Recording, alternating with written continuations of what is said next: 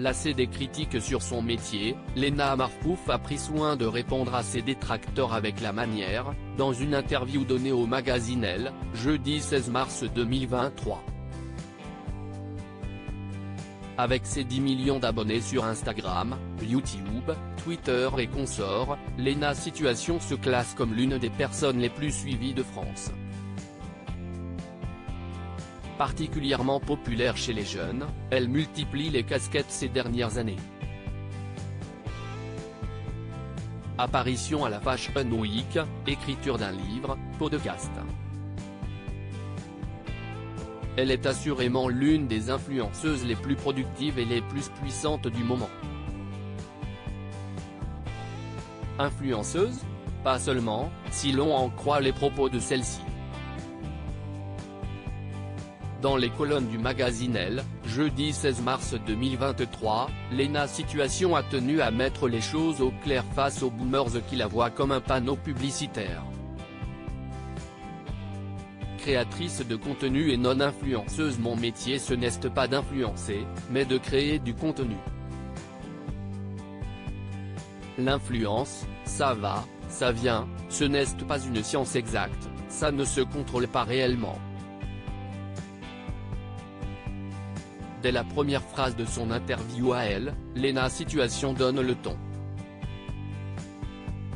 L'occasion de remettre à plat les idées reçues, son activité professionnelle s'étendant aujourd'hui à une foule de métiers. Fondue de mode, elle participe au reportage du journaliste Loïc Prigent.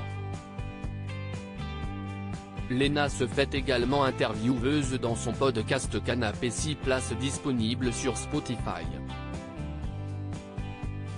Le tout sans oublier un livre à succès, Toujours plus égale plus, vendu à plus de 300 000 exemplaires. Une activité qui ferait presque oublier son omniprésence sur YouTube où elle cartonne depuis 2012. La nouvelle génération face aux boomers. Si elle regrette que certains n'aient pas compris que la nouvelle génération, celle des millennials, était en train de se construire, cela ne l'empêche pas d'attaquer. Pour ce qui est de l'utilisation des réseaux et de YouTube notamment, Lena Marpouf a fait sa propre expérience. Ce qui lui permet d'affirmer que tout ne rime pas avec superficialité, chaque génération innove, invente et doit faire face à ces boomers qui trouvent tout ça très superficiel. Moi, j'ai vraiment appris des tas de choses sur YouTube. Ça m'a permis de voyager depuis mon canapé quand je n'avais pas les moyens, d'apprendre des techniques pour ranger ma maison, me maquiller, faire un business plan, utiliser Excel, Photoshop ou des logiciels de montage. Ça m'a même aidé pour l'école. L'influence, ce n'est pas juste se prendre en selfie.